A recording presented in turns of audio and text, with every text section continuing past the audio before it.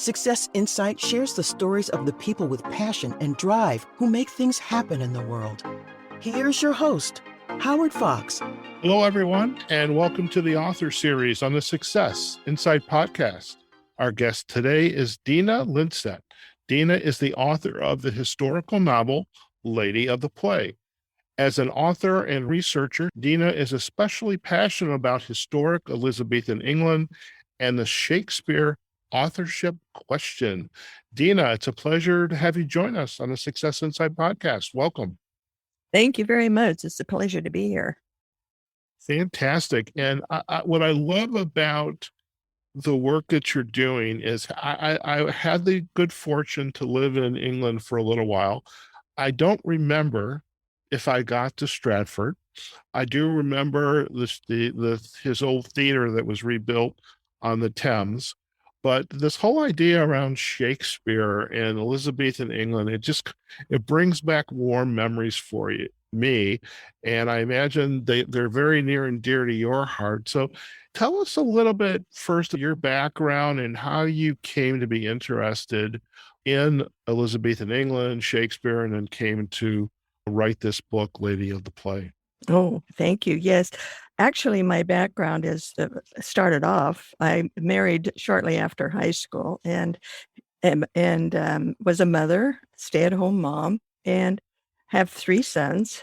And when my oldest son was ready to start to college, I thought, I better go back to work. And I have an office background. My training, I went to business college and learned to be a stenographer back in the 50s. That's what women did. You either were a nurse or you were a teacher, but some of us went to business school, and that's what I did. But I went, when I was 38, I started working full-time in an insurance industry, and I started doing workers' compensation claims.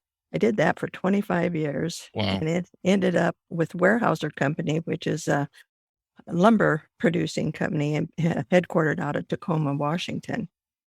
And I was hired to handle their workers' compensation program, which you can imagine there were a lot of workers' comp claims within that industry. Sure. And I took early retirement. I'd always wanted to be a writer. It was always in the back of my mind. And so when I think I was about your age, Howard, about 61, when I decided Thanks for telling everybody that, by the way. Sorry about Thanks a lot. And I started, and then by then I had met my second husband and we got married but he supported me in my writing ambition, but I never felt like I really was very good at it. And so I thought I better go back to college. So I enrolled full-time as a student at Marylhurst University in Portland and ended up graduating when I turned 70. Wow. And majored in English Lit and writing. And I managed to publish my first book in 2010. But what really interested me was the Shakespeare class. And I was so fascinated with the culture of Elizabethan England, and especially the way women were considered second-class citizens, actually. They weren't allowed to go to school. They were treated, marriages were designed for girls and they had to get married because that was, if they didn't get married, then they ended up maybe being servants or whatever. But yet the Shakespeare plays, if you've ever read very many of them, they have very, very strong female characters. And I thought to myself, there's got to be a woman involved in creating these plays. I mean, the culture of the time didn't make sense to me that a woman hadn't had her hand in writing them, but she would never be allowed to admit that she was a writer. And when I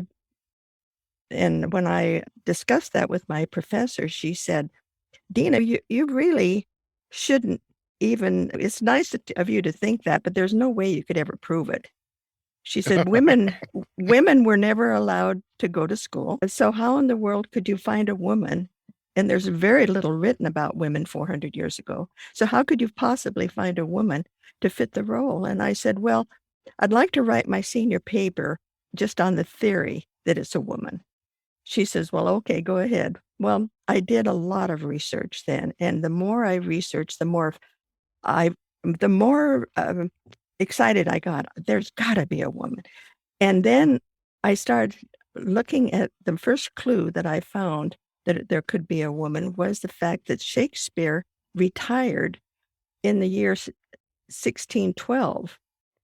And I looked at Edward deVere, who happened to be the leading candidate to be the other Shakespeare, the true Shakespeare, I should say. And his wife died in 1612, the very same year that Shakespeare retired. Oh, wow. And I thought, well, if there was a woman, she would have had to use a man for a front.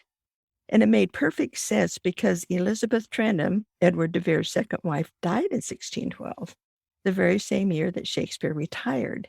He went back to Stratford and he lived until 1616. So why in the world didn't he write some plays between the years 1612 and 1616? And he didn't. Wow. Just a couple questions. And there's so much to talk about here. Yeah. And how old was William Shakespeare when he died in 1616? Well, he was born in 1564. So let's do the math. 64. So He'd 30, have been 50 something or 50 other. something. Okay. Yeah. So that's decent size, decent Well, age. the life expectancy then was right around 40 to 50, something like Right. that. So he at some point decides, so I'm going to go back to Stratford and spend the rest of my day. So definitely some interesting connection here. And something that dawns on me, and again, some of this is just based on conversations, articles I've read, but I it seemed to always remember there was a discussion that William Shakespeare could not have written these plays. And was that an area of study that you were aware of, and maybe as you were doing your research, you kind of went down that road a little bit to see what was there? Actually, I went down that road a lot because there's a lot of very famous people that believe that Shakespeare could not have been the true playwright. Okay. People like Mark Twain, Freud, Walt Whitman, even Orson Welles, a lot of really very learned people said not possible. And the reason why is because he lacked the education. Education was not mandatory back then. Right. Going to church they had to go to church, but they didn't have to go to school. And the only boys could go to school. And it was something that I found too, that Queen Elizabeth had put together a scholarship for anybody that was extremely bright, that they would go to Cambridge or Oxford for free. And yet Shakespeare, to be the playwright, would have to be a genius. Now, why wasn't he recognized to go to college? Sure. And where other playwrights were. And in fact, he lacked the education, and the only living handwritten document written by Shakespeare are 6 signatures. And you can see those 6 signatures online. And if you look at his handwriting, he doesn't even spell his name the same in those 6. And his handwriting is very, very weird. I mean, it looks like somebody's just trying to learn how to write cursive. Okay. And so you think, how could he possibly be? And also, to be Shakespeare, you had to have traveled to Europe, and there's no evidence that Shakespeare ever did that. And many other reasons why his parents and his wife and his children were all illiterate. And so he just didn't have the background to be Shakespeare. So no background, no education. Very little education. Very little education. Very little evidence of his writing that can be attributed to him. You just said like 6 signatures and all varying levels of legibility, so to speak. Right. But so when was the first play produced? I mean, I don't know if that's a leading question. I'm sure this. Well, I don't know that there's any definite date. There's a lot of different controversy about when It was the very first play they figured was King Henry VI. And you have to look at the history of England to know that when that first play was produced, England was at war with Spain. The Spanish Armada was in 1588. And I figured that Queen Elizabeth would have needed to raise the taxes. The taxes had to be raised to support the war with Spain. Mm-hmm. And she needed some propaganda. And what better place to have it than on the stage? And so King Henry VI was during the time of Joan of Arc. Remember, King Henry V captured several French cities. But his son, King Henry VI, actually lost those cities because of Joan of Arc. Mm-hmm. Well, one thing I figured out was, wouldn't it make sense if Queen Elizabeth needed to have her population support her with this war? And being a woman, I'm sure the courtiers wanted to probably replace her with a man because a man would be more adept at fighting this war. Sure. But she needed to prove that she was capable. And so if you ever saw the portraits of Joan of Arc, she had on an armor and she's holding a banner in front of the army. And well, what does Queen Elizabeth do? She has an armor made for herself, and she shows up at Tilbury and gives a speech to the Army and Navy that are ready to fight the Spanish Armada. So I think in her way, because of the play, I think the plays fit right in that, because you have to understand that everybody went to the plays. The elite or the gentry, they would sit in the bleachers type of like at the Globe Theater. It's Mm-hmm. an open air theater, and they would sit where they could sit down, but the population would go into the ground, and for a penny, they could stand there. They're called groundlings, and they could watch the plays. So these plays were very, very popular. Okay. And so I think really Queen Elizabeth must have had that first play produced Okay. for propaganda purposes. Okay. When did you become aware of what Edward deVere, when you were doing your research and when he began to show up in some writing, and when this perception that, wait a minute, there's some question about the authorship, but then here's this very educated and he has a titled individual. When did you become aware of him in this research?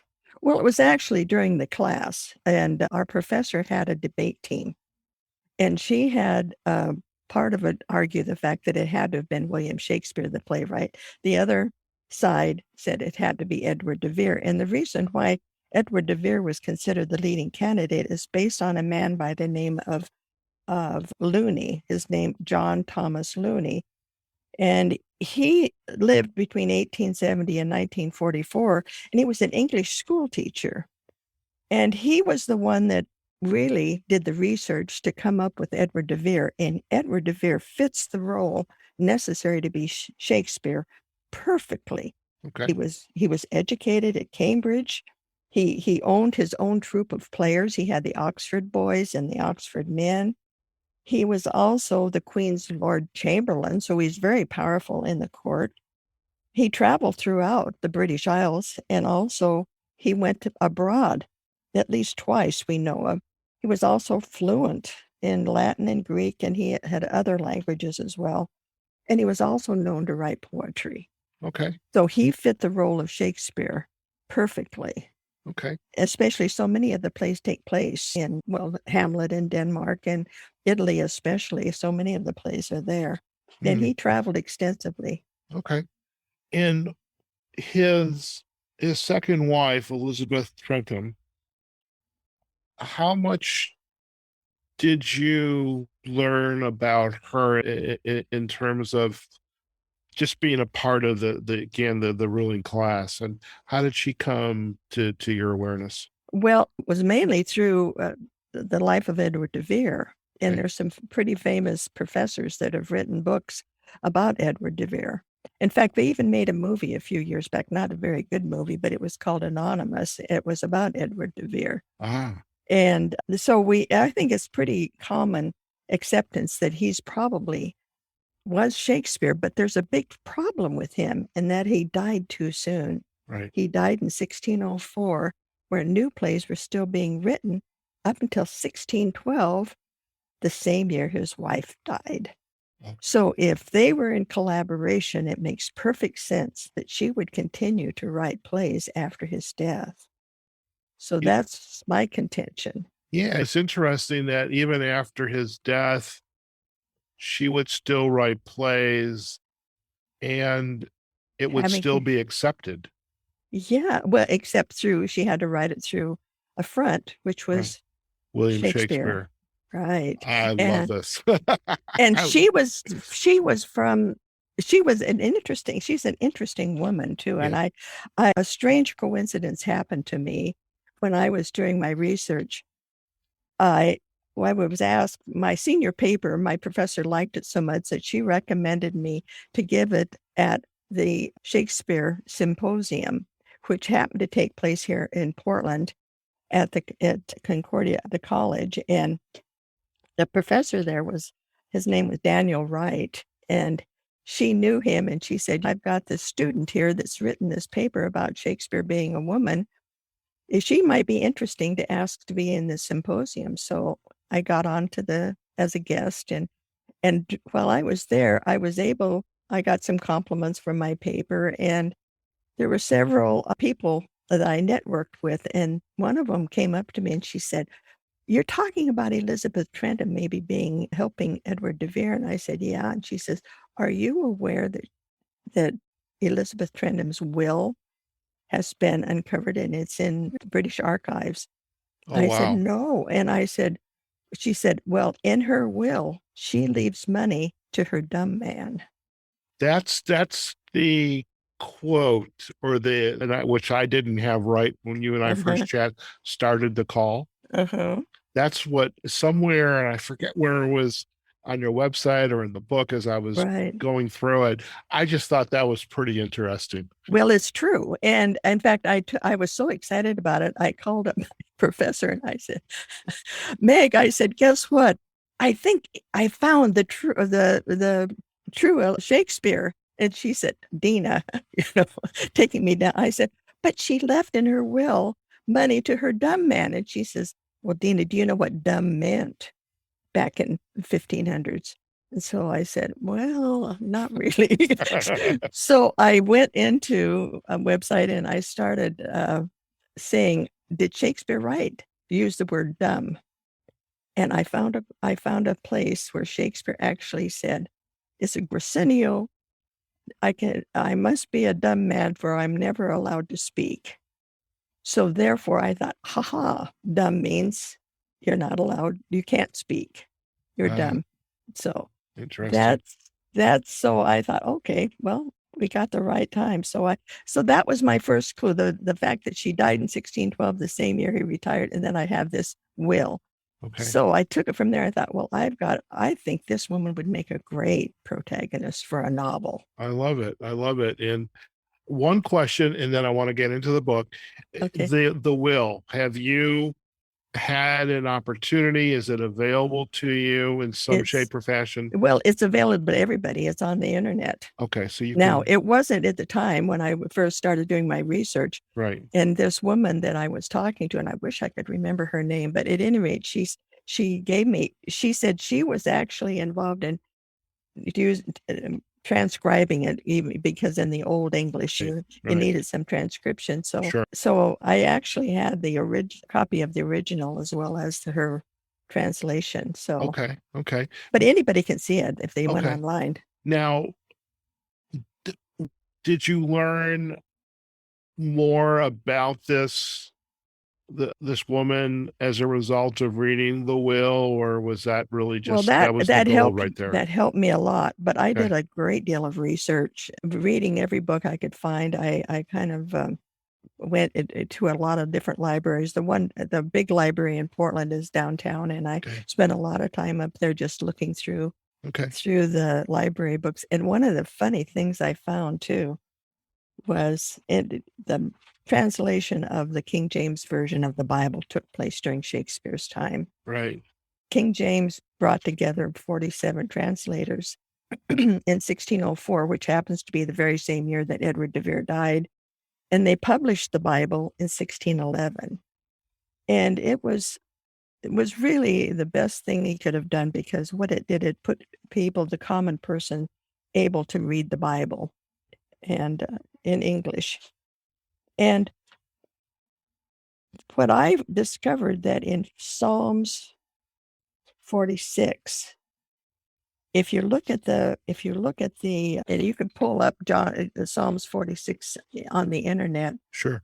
But if you start counting the 46th Psalm, and if you start counting the words from the beginning, you get down to the 46th word, and it says shake. You start counting 46 words from the bottom of the Psalms, and it says spear. Shakespeare. So we think that's where the name Shakespeare originated from. And she was leaving. He couldn't have been Edward deVere because he was dead. Right. So it was her. And so it wasn't until I almost finished my book, and I was just actually coming up with the theory that it could have been her. But when I found this, I thought, it's gotta be her. That's the smoking gun, so to speak, that little exactly metaphor. And I hate to kind of tell everybody what I found, because they could actually, if they read the 46th Psalm, and then they go in and they look at Edward deVere's the crest, right, and it's a lion, and you can find this on the internet too. It's actually a lion, and it's holding a spear, and it's a broken spear, but at the very tip of the spear is like the nib of a pin. Right. Okay. And so a lot of say that had to have been Edward deVere's Shakespeare because of this crest and the broken spear. And in a lot of the scholars and so forth said that the broken spear has to do with the spear shaker, something in Greek. But actually, if you look down on the 46th Psalm at the 9th verse, you'll see where the spear has been cut. The cutteth the spear. This is God talking about cutting the spear or ending war, so to speak. And so if you look at that crest and you see that broken spear, which is really into my feeling, it's exactly from the Psalm. Okay. So there's a direct correlation between the King James Version of the Bible and the 46th Psalm and that deVere crest. Wow. You're like Ms. Columbo here. I love this. That's what was so fun about this, is because I felt like a detective. And when I discovered this, I was so excited. I called my son, and I said, he lives close by, and I said, you can't believe what I found. And he said, Mom, you might have solved a 400-year mystery. Yeah. I said, well, that's it. That is exciting. So yeah, well, good for you. So let's chat about the book. I mean, okay. Believe it or not, Dean, I said it's going to be a 20 to 30 minute podcast. We're already in the 25th minute. So we're on a roll here. So I'm not going to cut you short at 30 minutes. Trust me on this. So let's talk about the book, Lady of the Play. How did you begin to organize this? Because I love the fact that it is a historical novel and it's a work of fiction. Mm-hmm. So tell us more about the book and its construction. Well, it's actually, it's a modern book as well as a historical book. And I did that mainly because I wanted to show a certain comparison between modern day and what it was like 400 years ago. But I also wanted to not just show the difference, but I wanted to show a commonality as well. And I really struggled with this. At first, I thought maybe I should just write a straight historical novel. Mm-hmm. And then I thought, well, maybe I could write two books. I'll write the historical novel, then I'll write the modern one where this woman is finding all this clues about who really was Shakespeare. But then I thought, no, my writing group said, no, Deena, let's interspace them. So that's what I decided to do. It made it a little more interesting, I think, to show my protagonist, the Cynthia, it, the modern woman, she and her, and why she wants to prove that Elizabeth Trentham is Shakespeare, along collaborating with Edward deVere. And so I thought, well, to do that, you have to make the historical person fit the profile that needs to be done to prove it's Shakespeare. Sure. So that was what was so much fun about writing, is to kind of create using historical facts about her birth and where she grew up and all of this. So, so I tried to, and then also the plays. I tried to give her the experience to write the plays. So the very first historical chapter is about how Midsummer Night's Dream came about. And she's sleeping out in the field wanting to see the fairies because it's Midsummer's Eve. And so that's kind of how that came about.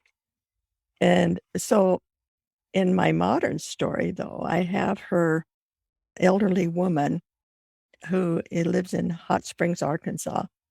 And I chose Hot Springs because Weyerhaeuser sent me to Hot Springs so many times that I decided to use that city. Good for Hot Springs. Yeah, right. And anyhow, we got to get you into speaking engagements in Hot Springs, by the way. So you work with Linda on that. By the way, to our listeners, Linda is Linda O'Connor Communication. This is Deena's publicist. So yeah, get Linda to work with you to get into Hot Springs. Yeah, well, it would be fun to go back to Hot Springs, that's for sure. And so, but she finds an original, and one other thing people might not be aware of, there are no original documents. Nobody has ever found any original handwritten plays. Yeah.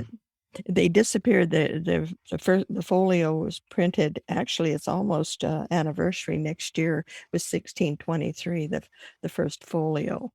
But after that printing was done and made the plays public, the original documents vanished. That's odd. And I thought to myself, if there's really a woman involved, and the Queen would not want, she was a maid of honor to the Queen for 10 years. Right. So she had all that experience, and how she met Edward deVere. But it would not be accepted for a woman to be accepted doing that kind of work, especially someone that was in the Queen's court. Right. So there's this older woman, and she reaches out to your protagonist. Right. And she does. Because she's, and I took from my own experience, this paper I wrote when I was a senior was called Shakespeare A Woman. Mm-hmm. And the woman happens to go to the same college as the Cynthia did. And she reaches out to her because it's been published in the college paper. Right. And so she reaches out to her and has her come to Hot Springs. And then she sees the original page from A Midsummer Night's Dream. And the page had fallen out of a book of prayers that had been passed down through the generations. And my gal in Hot Springs is an elderly woman in her 80s, and her name is Sudie.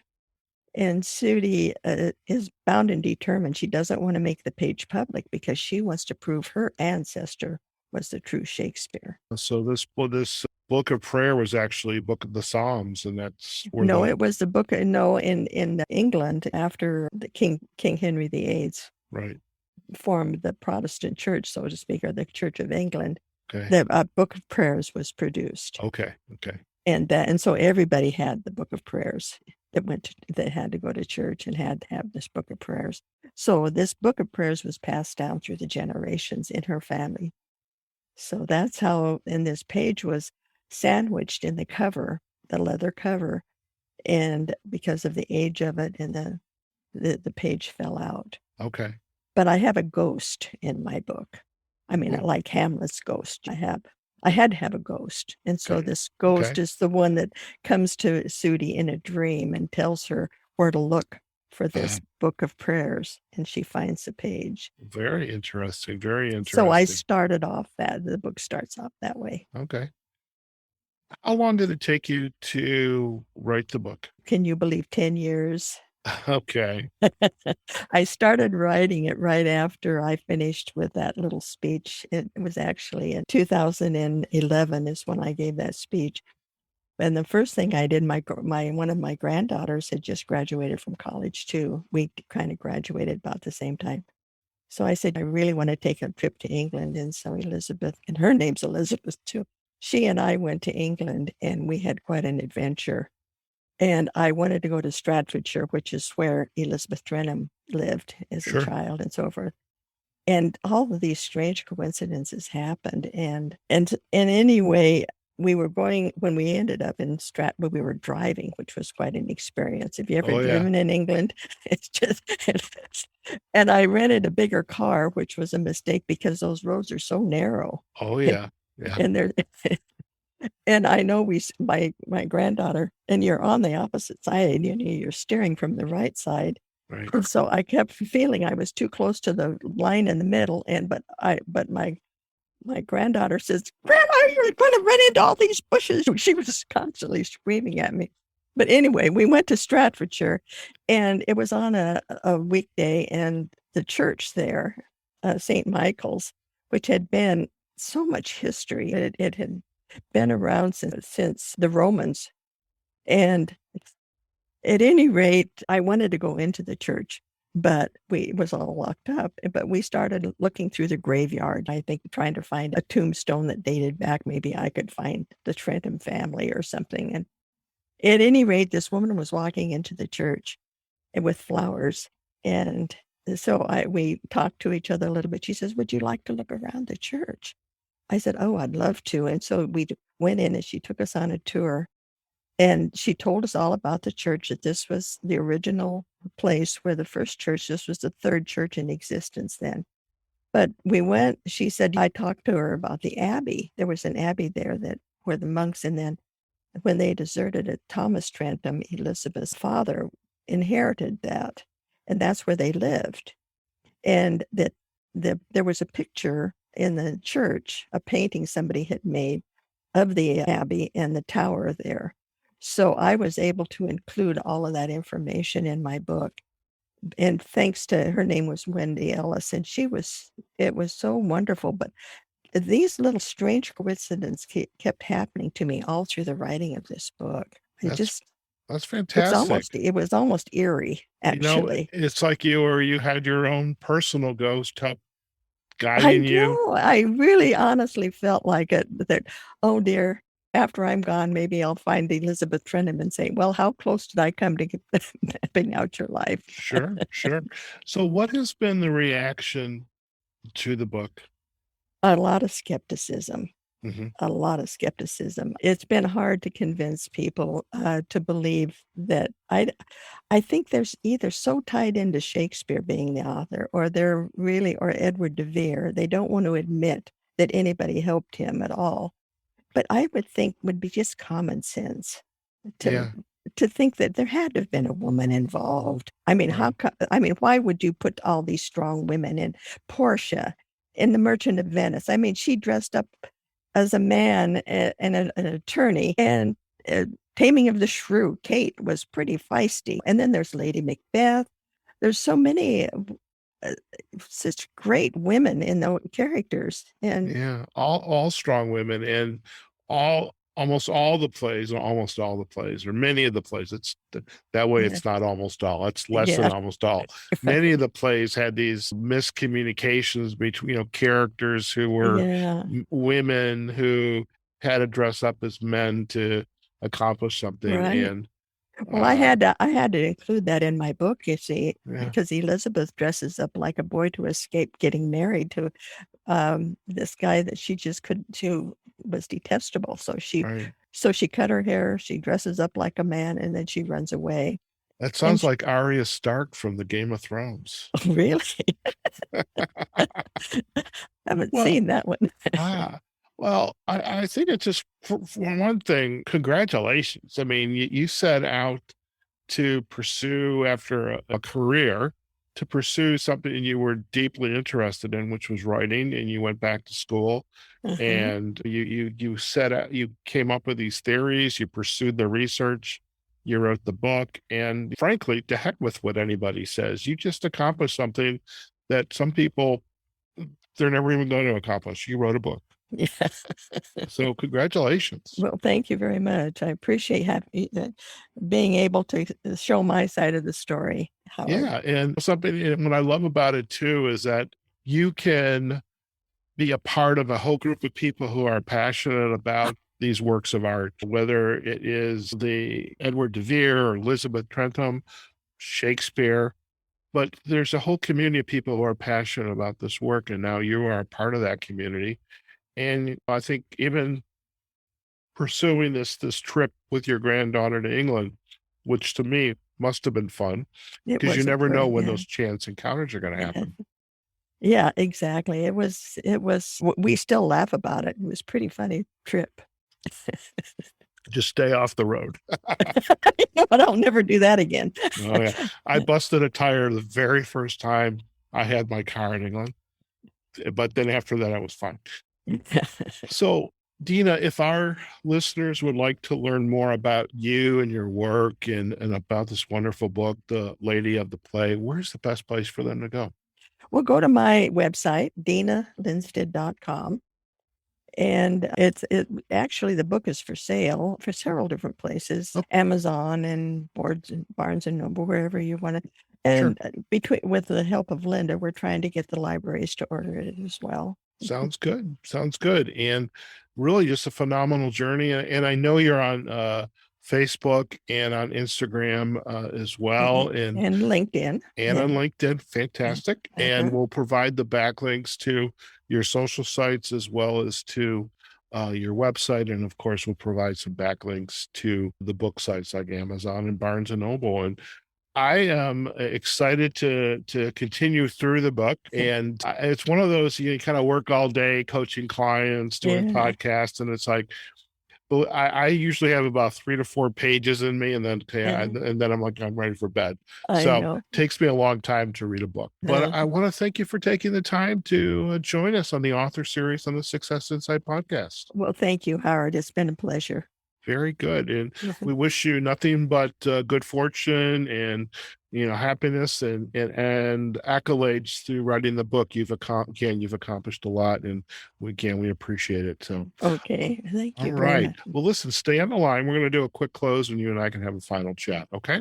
Sounds good. Very good. All right, folks. We have just been learning a little bit about Elizabethan England, Shakespeare, and Deena and her background in the insurance industry and entire career.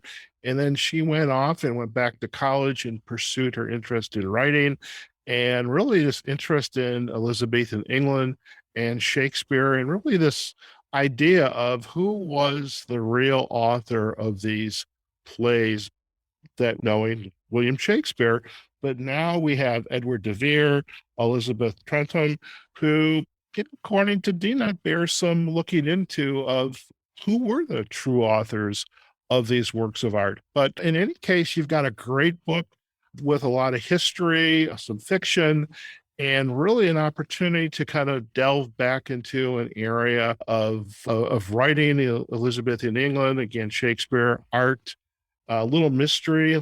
We've got some ghosts along the way. And what a great way to spend some time on whether it's a cold winter day or you want to take it to the beach, wherever you are, you got a great work of art to read.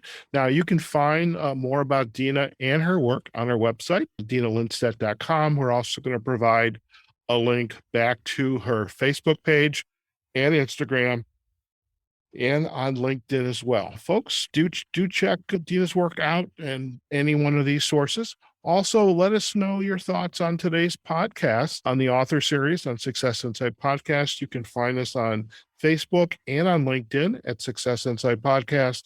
And we are on almost all, if not all, of the major podcasting platforms: Amazon Music, Google Podcast, Apple Podcast, Audible, Spotify, etc. Okay, folks, wherever you are, whatever you're doing, go out there, have a phenomenal day. And we will see you on a future episode of the author series on the Success Insight Podcast. Take care now. Success Insight is a production of Fox Coaching and First Story Strategies. Find us online, successinsightpodcast.com.